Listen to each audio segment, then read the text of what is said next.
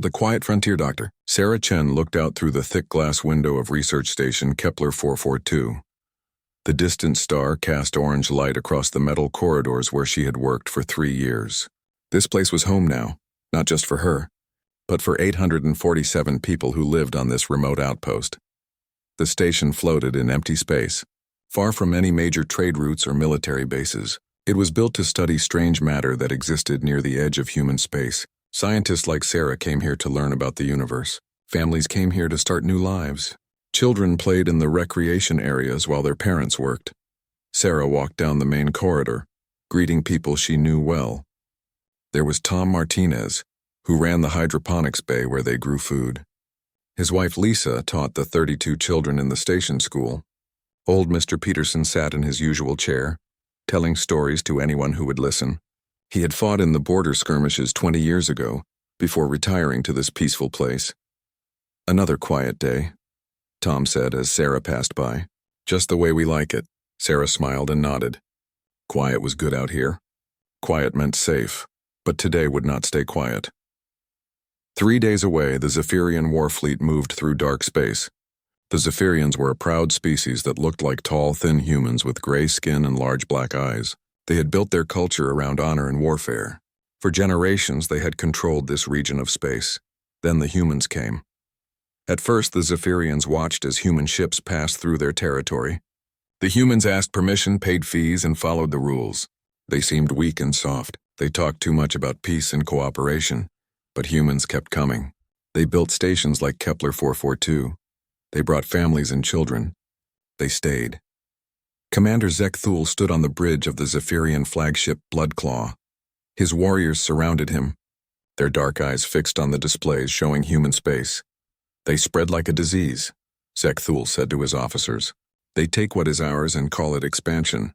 They bring their weak ways and corrupt our territory." "What are your orders, Commander?" asked his second-in-command. "We send a message. We show them what happens to those who take Zaphirian space without permission. We start with their furthest outpost.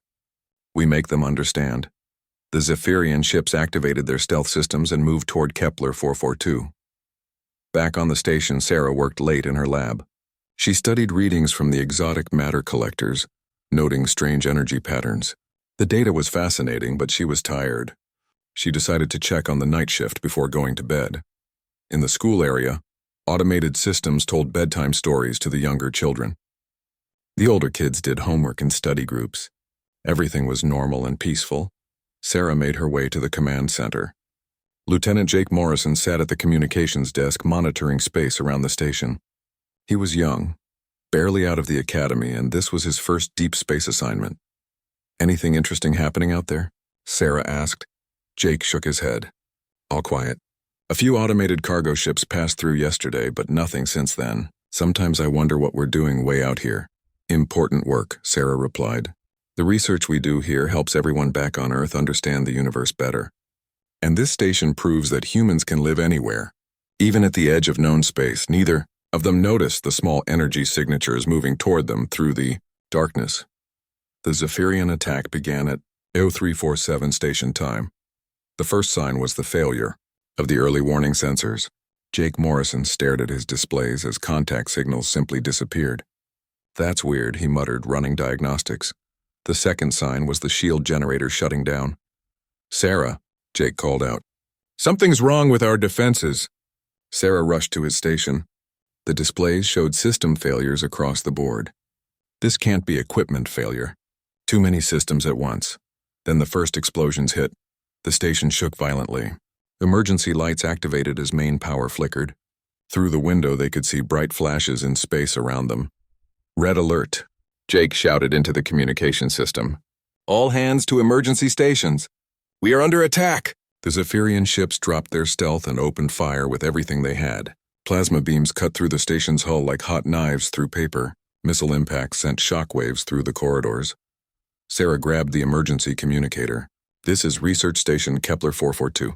We are under attack by unknown hostile forces. Repeat, we are under attack." The station's small defensive weapons fired back, but they were designed to destroy asteroids and debris, not military warships. The Zaphirian ships shrugged off the light weapons and continued their assault. In the residential section, Families huddled in their quarters as the station shook around them. Parents held their children close, whispering that everything would be okay. But the explosions grew louder and closer. The school took a direct hit. The reinforced walls held for a moment, then buckled. Atmosphere rushed out into space, carrying with it the dreams and laughter of 32 children. Lisa Martinez died trying to get her students to the emergency shelters. Tom Martinez died in the hydroponics bay, crushed when the support beams collapsed. Old Mr. Peterson died in his chair, still clutching a photo of his grandchildren on Earth. Sarah ran through corridors filled with smoke and floating debris. The artificial gravity flickered on and off. She found a group of survivors huddled in the main cafeteria and tried to lead them to the escape pods. They never made it. A Zaphirian boarding pod punched through the hull near the cafeteria. Armored warriors poured through the breach, their weapons ready. They had come to send a message, and messages required witnesses. "We surrender," Sarah shouted, raising her hands. "We're civilians, scientists and families." The Zaphirian squad leader looked at her with those large black eyes. In his culture, surrender meant cowardice. Cowardice meant unworthiness to live. "You took our space," he said in broken human language. "You brought your weakness here. Now you pay." The weapons fired. Sarah fell, but she was still alive, still conscious. She watched as the Zaphirians systematically executed the survivors. Men, women, children, it didn't matter to them. With her last strength, Sarah activated her personal recorder. "This is Dr. Sarah Chen. Research Station Kepler 442. We were attacked without warning. 847 civilian casualties. They're killing everyone. Tell Earth. Tell them we tried to surrender. Tell them." The recording ended. The Zaphirian warriors completed their work methodically. They destroyed the station's main computer core and life support systems. They planted explosives to ensure nothing would be salvaged. Then they returned to their ships. Commander Zek Thul watched the station burn from his bridge. "A clean operation," he told his officers. "The humans will receive our message clearly. They will know that Zaphirian space is not to be violated." The Warfleet activated their faster-than-light drives and departed, leaving behind only wreckage and the dead. But Sarah's message had already been sent, transmitted automatically through the quantum relay network. It would reach Earth in 18 hours. The Zaphirians had indeed sent a message, but they did not understand what kind of message they had sent, or to whom. They had just declared war on humanity.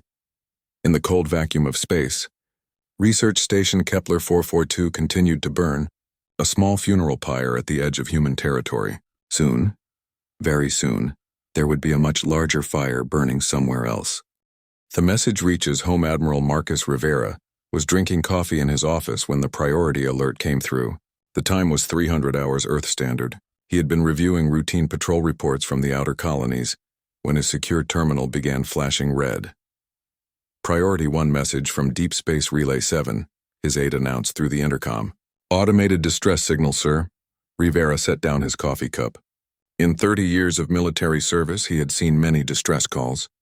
Pirates attacking cargo ships, equipment failures on mining stations, natural disasters on frontier worlds. But something about this one felt different. "Put it through to my main screen," he ordered. The message began with standard identification codes. Research Station Kepler 442. Location, Sector 7 Alpha near Zaphirian space. Then came Dr. Sarah Chen's voice, broken and desperate. Rivera listened in growing horror as the recording played. The sound of weapons fire, the screams of civilians, the final moments of a woman trying to save lives while dying herself. When it ended, Rivera sat in silence for a long moment. Then he activated his emergency communication system. "This is Admiral Rivera. I want a full staff meeting in the war room in 30 minutes. Priority Alpha protocols. Wake everyone up." Within minutes, Rivera's senior officers were gathering at Earth Defense Command headquarters. General Patricia Hayes from Marine Operations, Admiral Chen Wu from the Deep Space Fleet, Director James Park from Colonial Intelligence. These were the people who protected humanity's interests across 100 light-years of space. "Play the message," Rivera ordered once everyone was present. The recording played again in the secure conference room. Some officers had heard similar distress calls before, but nothing like this. This was not an accident or a pirate raid. This was systematic slaughter. "How many casualties?" General Hayes asked quietly. 847 confirmed dead, Director Park replied, reading from his tablet. Kepler 442 was a research station with civilian families. Scientists, teachers, children, retirees. No military personnel except for one communications officer. What do we know about the attackers? Admiral Wu asked. Based on the weapon signatures and the brief visual contact in Dr. Chen's recording, we believe it was the Zaphirians, Park answered. Our intelligence suggests this was a military operation, not pirates or mercenaries. Rivera had been studying the tactical data. This was planned. They disabled the sensors and shields first. Professional work. They wanted to send a message. Well, they sent one, General Hayes said grimly. The question is, what do we send back? The room fell silent. Earth had not fought a real war in 2 centuries. There had been small conflicts with pirates and raiders, but nothing like this. Humanity had built its interstellar civilization on trade, diplomacy, and peaceful expansion. The colonial defense forces existed mainly to protect shipping lanes and deal with natural disasters. But everyone in that room remembered their history lessons. They knew what humans were capable of when pushed too far. Sir, Admiral Wu said carefully, there are protocols for this situation.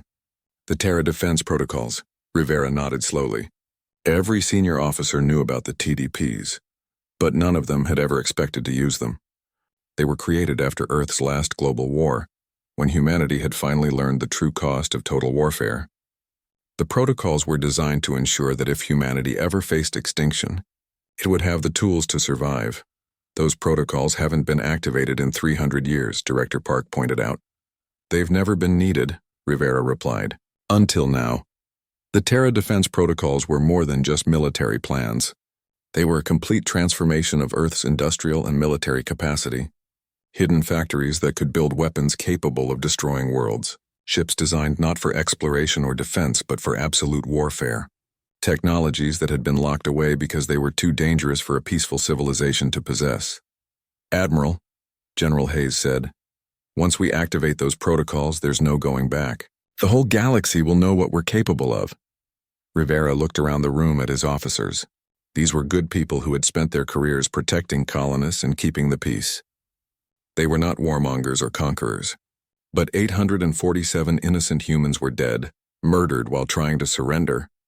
The Zaphirians wanted to send a message, Rivera said finally. I think we should send one back. The vote was unanimous. Within hours, quantum burst transmissions went out to every corner of human space. Colonial governors received coded orders. Military commanders were told to prepare for immediate redeployment. Scientists and engineers who had been working on theoretical projects suddenly found themselves transferred to classified facilities. But the most important transmission went to a location that didn't officially exist. Deep beneath the Rocky Mountains, in a facility built into the planetary bedrock itself, ancient machines began to wake up. The Terra Defense Command Center had been sealed since the end of Earth's last total war. Its corridors were empty, its weapons dormant, its purpose forgotten by most of humanity. But the system still worked, maintained by automated protocols that had run silently for centuries. Computer cores that had calculated the destruction of entire armies came online. Manufacturing systems that had once built planet-killer weapons began their startup sequences. Star charts that showed every strategic target within 1,000 light-years updated themselves with current data. Meanwhile, in the civilian areas of Earth, news of the Kepler 442 massacre began to spread. At first, it was just rumors on the deep space communication networks. Then came official statements from the Colonial Office. Finally, Dr. Sarah Chen's recording was released to the public. The reaction was immediate and overwhelming. Humans were not a naturally warlike species anymore. They had learned to control their aggressive instincts through centuries of civilization. They preferred to solve problems through discussion and compromise. They built schools and hospitals on distant worlds, not fortresses and weapon factories. But when they watched the recording of Dr. Chen's final moments, when they saw the systematic murder of families and children, something very old and very dangerous stirred in the human spirit. Across Earth's cities, crowds gathered in the streets. They were not celebrating or protesting, they were mourning. And in their mourning, there was a cold, patient anger that had not been seen for 300 years. The Zaphirian ambassador to Earth, Krell Voss, had been expecting the human reaction. His government had instructed him to deliver a formal message to Earth's leadership. The message was simple. Humans were no longer welcome in Zaphirian space. Any further expansion would be met with force. Ambassador Krelvas arrived at the Earth government building expecting to meet with diplomats and politicians. Instead, he was escorted directly to a secure military facility. Admiral Rivera was waiting for him. "You wanted to deliver a message," Rivera said without any pleasantries. "Consider it delivered. Now I have one for you." Krelvas had dealt with humans for years. He knew them as a soft, talkative species that preferred negotiation to action. He was not prepared for the look in Rivera's eyes. "Your people attacked a civilian research station," Rivera continued. "They murdered 847 innocent people, including children. They executed prisoners who were trying to surrender. We reclaimed territory that was rightfully ours," Krelvas replied, following his government's instructions. "Your people were warned to stay away from Zaphirian space." Rivera smiled, but there was no warmth in it. "Thank you for clarifying that this was an official government action. That makes our response much simpler." "Response?" Krelvas asked. "Humans do not make war. You make speeches and hold meetings. You file protests with the Galactic Council." Rivera activated a wall display showing a star chart. A new fleet symbol appeared near Earth, growing larger by the hour. "In 72 hours, Ambassador, the human response will arrive in your home system. I suggest you warn your people to evacuate all military installations and prepare for immediate surrender." Krelvas stared at the display in confusion. "This is impossible. Humans do not have a war fleet. Your ships are explorers and cargo haulers. You're about to learn something that your people should have researched before attacking our civilians," Rivera said quietly. "Humans have been making war for thousands of years. We got very, very good at it. We only stopped because we learned it was better to build than to destroy, but we never forgot how." The ambassador left Earth that day with a new understanding of the species he had been dealing with, but it was already too late. Deep in space, human ships were moving towards Zaphirian territory. They were not the peaceful exploration vessels that the galaxy knew. They were something much older and much more terrible.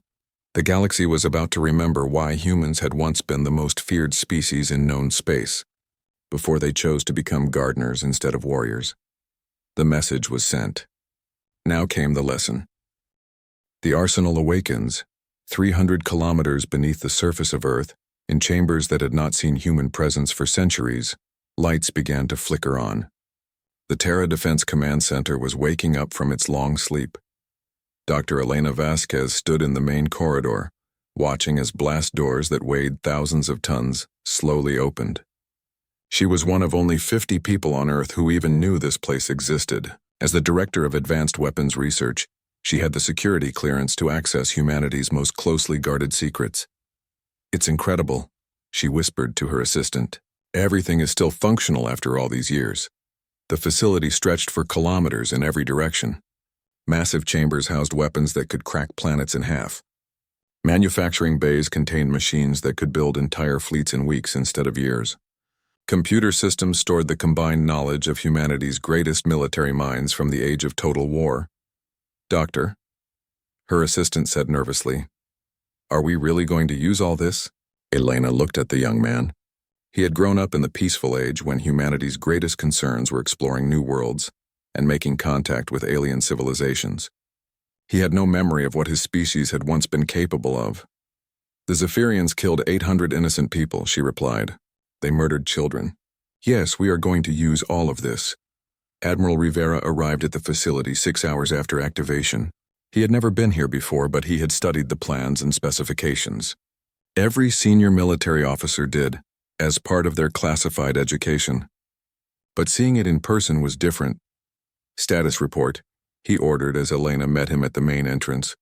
"All primary systems are online," she replied, leading him through corridors that hummed with awakening power. "The manufacturing centers are beginning production of the Mark 7 stellar kinetic weapons. The quantum cascade warheads should be ready for deployment in 48 hours. Rivera nodded grimly. He had read about these weapons in theoretical papers. He had never imagined he would see them built. The stellar kinetic weapons were simple in concept but devastating in practice. They accelerated small masses to near light speed using gravity manipulation technology. When they hit a target, they released energy equivalent to multiple nuclear weapons, but they left no radiation behind, just complete destruction. The quantum cascade warheads were worse. They created controlled breaks in the fabric of space-time itself, allowing raw energy from parallel dimensions to pour through. A single warhead could sterilize the surface of a planet. How many ships will we need to deploy these weapons? Rivera asked. That's the beautiful part, Elena replied with grim satisfaction. We don't need many ships at all. The new dreadnoughts can carry enough firepower to destroy an entire star system. We're building 12 of them. They walked through the ship construction bays where robotic systems worked with incredible speed and precision. These were not the slow, careful manufacturing processes used for civilian ships. This was rapid military construction, using techniques perfected during humanity's last total war. The ships taking shape in the bays looked nothing like the exploration vessels that represented humanity across the galaxy. These were predators built for a single purpose: absolute destruction. Their hulls were covered in weapon mounts. Their engines could push them faster than any known ship. Their armor could withstand direct hits from weapons that would vaporize normal vessels. What about the crews? Rivera asked. We're pulling volunteers from the deep space fleets, Elena answered. Men and women who lost friends on Kepler 442. They're very motivated, Rivera could imagine. The news of the massacre had spread through the military faster than through civilian channels. Every soldier, sailor, and marine in the colonial defense forces knew people who had been stationed on remote outposts like Kepler 442. It could have been any of them. Meanwhile, in Zaphirian space, Commander Zekthul was dealing with an unexpected problem. His intelligence reports showed massive activity in human space, but none of his analysts could explain what they were seeing. The humans are moving ships, his intelligence chief reported. Large numbers of them. But these are not their normal exploration vessels. What are they then? Zekthul demanded, unknown. Our sensors cannot penetrate their stealth fields. But the energy signatures are enormous, much larger than anything in their known fleet. Zekthul was not worried. The Zaphirian military was strong and experienced. Their warriors had been fighting for generations. Humans were soft creatures who preferred to talk rather than fight. Even if they were preparing some kind of military response, it would be limited and easily defeated. Double our patrols along the border, he ordered. If the humans want to make a demonstration, we will be ready for them. But the Zaphirian commander did not understand what his sensors were detecting. The ships moving through human space were not making demonstrations. They were making preparations for total warfare. Back on Earth, Admiral Rivera received regular updates on the Zaphirian response. Their increased patrols, their defensive preparations, their continued confidence that humanity would not dare to escalate the conflict. They still don't understand, General Hayes observed during a briefing. They think we're like them, that we fight for honor and territory. What do we fight for? Rivera asked, though he already knew the answer. Survival, Hayes replied simply. When humans fight, we fight to remove the threat completely. We don't stop until our enemies can never hurt us again. This was the fundamental difference between humanity and the other warlike species in the galaxy. Most alien civilizations fought for honor, for territory, for resources. They had rules and traditions that limited their warfare. They left enemies alive to fight another day because killing them all would be dishonorable. Humans had learned a different lesson from their violent history. They had discovered that the only way to end a war permanently was to make it impossible for the enemy to start another one. This did not always mean killing everyone, but it meant destroying their ability to threaten innocent people ever again. The Terra defense protocols were designed around this principle.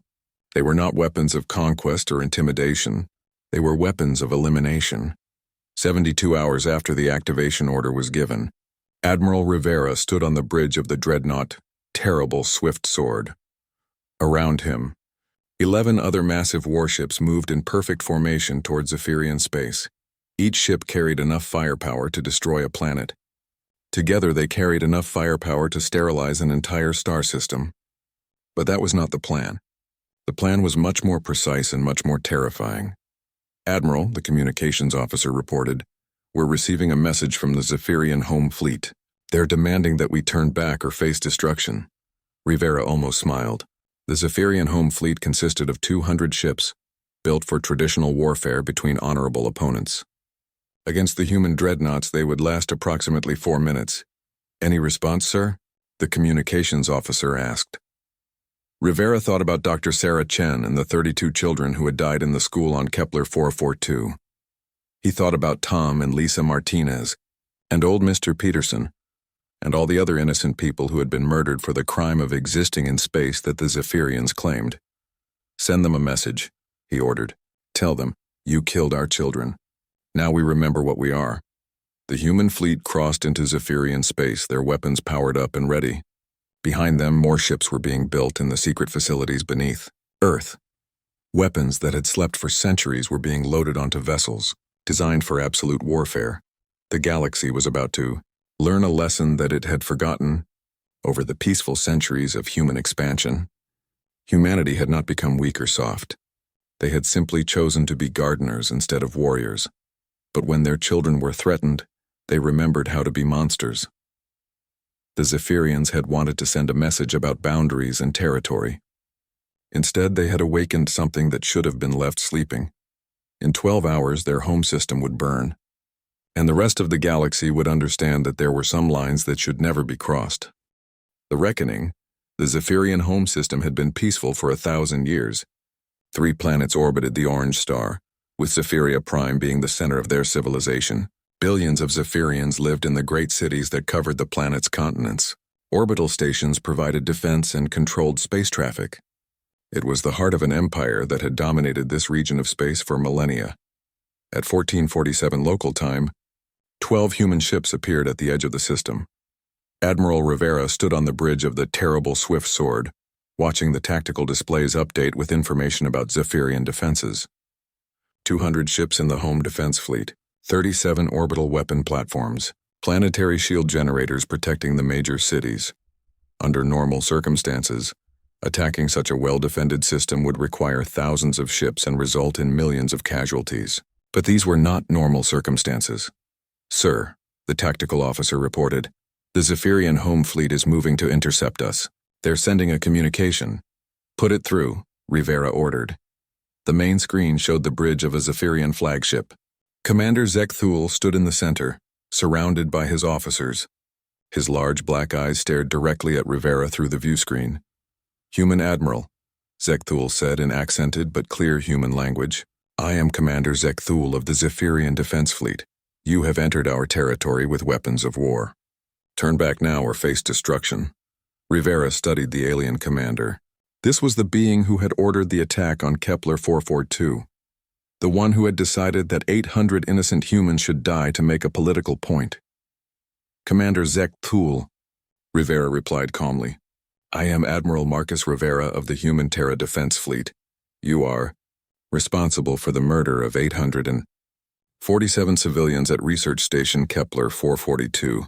I'm here to deliver justice." Zek Thule's expression did not change. "Those humans violated our territorial claims. They were warned to leave. Their deaths were necessary to maintain Zaphirian authority." "Their deaths," Rivera said quietly, "were the deaths of children, teachers, and scientists. People who had never held weapons. People who tried to surrender. Weak beings who deserved their fate," Zek Thule replied with contempt. "Now you will join them. 200 Zaphirian ships against 12 human vessels. Your destruction will be swift." Rivera looked around his bridge at his human crew. These were men and women who had volunteered for this mission, knowing they might not return home. They had watched Dr. Chen's final recording. They had seen what the Zaphirians did to defenseless people. "Commander," Rivera said, turning back to the view screen, "let me show you the difference between justice and murder." The communication ended. Rivera turned to his weapons officer. "Begin the demonstration." The human dreadnoughts spread out into attack formation. Their weapon systems, hidden behind advanced stealth fields, began to charge. The Zaphirians could see the ships but had no idea what they were truly facing. The first wave of Zaphirian fighters launched from their carriers, 2,000 small but deadly craft designed to swarm enemy ships. Against normal opponents, they were devastating. Against the human ships, they were like insects attacking elephants. Point defense systems on the dreadnoughts came online. Streams of accelerated particles swept across space, destroying the fighters by the hundreds. In 30 seconds, the entire first wave was eliminated without a single human ship taking damage. Commander Zek Thule watched in growing alarm as his fighters vanished from the tactical displays. "Impossible," he muttered. Our sensors cannot detect their weapons. The second wave of Zaphirian ships, heavy cruisers, and battleships moved to engage at close range. Their plasma cannons fired concentrated beams of superheated matter. Their missile launchers sent swarms of guided warheads toward the human fleet. The human ships did not even bother to dodge. Their shields absorbed the plasma beams without strain. The missiles detonated harmlessly against armor that was designed to withstand stellar-level impacts. Then the humans fired back. The stellar kinetic weapons were invisible until they hit their targets. Masses no larger than pebbles accelerated to 90% of light speed, punched through Zaphirian ships like bullets through paper. Each impact released the energy of a nuclear weapon, but focused into a space the size of a coin. 50 Zaphirian ships died in the first salvo. They simply vaporized, turned into expanding clouds of superheated gas in milliseconds. All ships retreat, Zekthul ordered desperately. Fall back to the orbital platforms. But there was no retreat from weapons that moved at near light speed. The human ships methodically targeted each fleeing vessel. The Zaphirian home fleet, pride of their civilization, was destroyed in less than 4 minutes. Admiral Rivera watched the tactical display as the last enemy ship disappeared. Not a single human vessel had been damaged. "Sir," his communications officer reported, "we're receiving surrender messages from the orbital platforms and planetary defense centers." Rivera nodded. "Patch me through to the planetary?" Government. The view screen now showed the Emergency Command Center on Zaphiria Prime. A elderly Zaphirian, in ornate robes, stood surrounded by military officers and civilian officials. This was High Commander Velkoth, supreme leader of the Zaphirian Empire. "Human Admiral," Velkoth said, his voice shaking with shock and fear. We surrender. Please, we surrender unconditionally." Rivera looked at the alien leader for a long moment.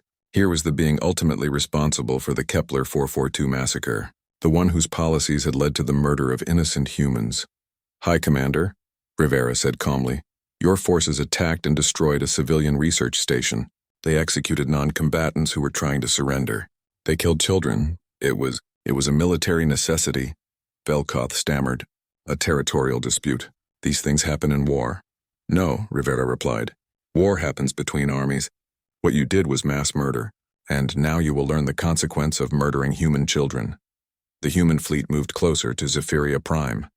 The orbital defense platforms, designed to protect the planet from invasion, did not fire. Their crews knew it would be suicide. "Please," Velkoth begged. "We surrender. We will pay compensation. We will withdraw our territorial claims. Whatever you want." Rivera activated his ship's general communication system, broadcasting to every Zaphirian in the system and to the galaxy beyond. "I want you to understand something," he said. "Humans are not conquerors. We are not interested in your territory or your resources. We came to this region of space to learn and to build peaceful relationships with our neighbors." He paused, letting his words sink in. "But when you murder our children, we become something else entirely. We become the nightmare that your species will remember for 1,000 generations. The quantum cascade warheads launched from the human dreadnoughts, not at the planet itself but at carefully selected military targets. The Zaphirian orbital shipyard simply ceased to exist, torn apart by controlled breaks in spacetime. The planetary defense grid vanished in flashes of interdimensional energy, but Rivera was not finished. "All Zaphirian civilians," he broadcast, "you have 2 hours to evacuate your military installations and government buildings. After that time, everything connected to your military will be destroyed." The evacuation began immediately. Millions of Zaphirians fled from the great cities, carrying what possessions they could. They had seen what human weapons could do. They did not doubt that the threat was real. True to his word, Rivera waited exactly 2 hours. Then the stellar kinetic weapons fired again. Every military base on Zaphiria Prime was reduced to a smoking crater. Government buildings that had housed the war planners vanished in flashes of released energy. The great Capitol dome where the decision to attack Kepler 442 had been made was turned into a perfectly circular lake of molten rock. But the civilians were spared. The schools, hospitals, and residential areas remained untouched. This was not random destruction. This was precision justice delivered by beings who had mastered the art of controlled violence. High Commander Velkoth stood in the ruins of his command center, watching his civilization's military power evaporate. "What do you want from us?" he asked weakly. Rivera's image on the emergency screens was calm and implacable. "I want you to remember this day. I want your children's children to remember what happens when someone murders human civilians. And I want you to spread the word to every species in the galaxy." The human ships began to withdraw from the system, their mission complete. Behind them, they left a broken empire and a lesson that would be remembered for millennia. The Zaphirian civilization would survive, but it would never again be a threat to anyone. Their military was destroyed. Their government was shattered.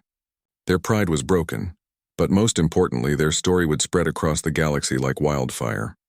Every species would learn what had happened when the Zaphirians crossed a line that should never be crossed. Humanity had sent its message. And the message was clear. We are peaceful gardeners by choice, but we remember how to be monsters when necessary. The galaxy would never look at humans the same way again. The new understanding. 6 months after the destruction of the Zaphirian military, Ambassador Sarah Kim stood before the Galactic Council on the neutral world of Harmony Station. The Great Chamber was filled with representatives from over 100 different species, all of them staring at the human diplomat with expressions ranging from fear to curiosity to respect. The story of what had happened in Zaphirian space had spread across the galaxy with impossible speed. Every species had heard about the 12 human ships that had destroyed an entire star system's defenses in less than an hour. Every government had seen the recordings of Zaphiria Prime's military installations being erased with surgical precision.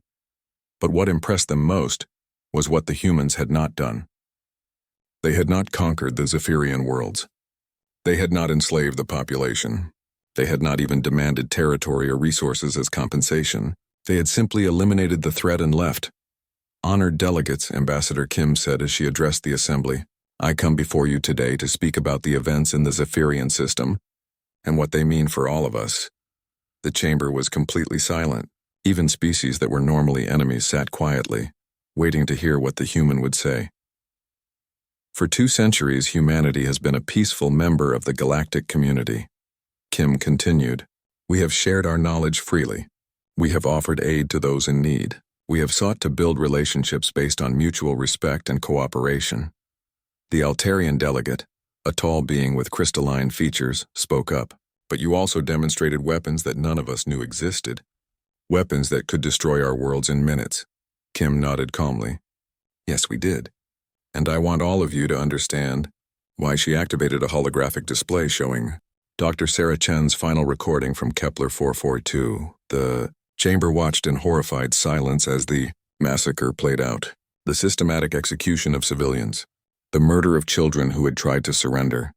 The complete disregard for any rules of warfare. 847 innocent people died that day, Kim said when the recording ended.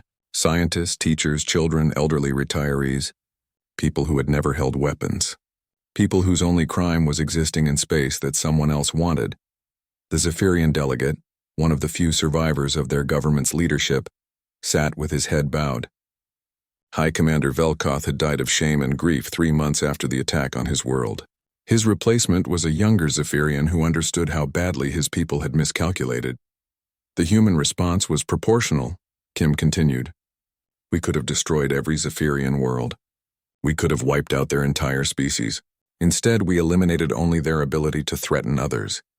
Their civilians were protected. Their cultural sites were preserved. They were given the chance to rebuild as a peaceful society.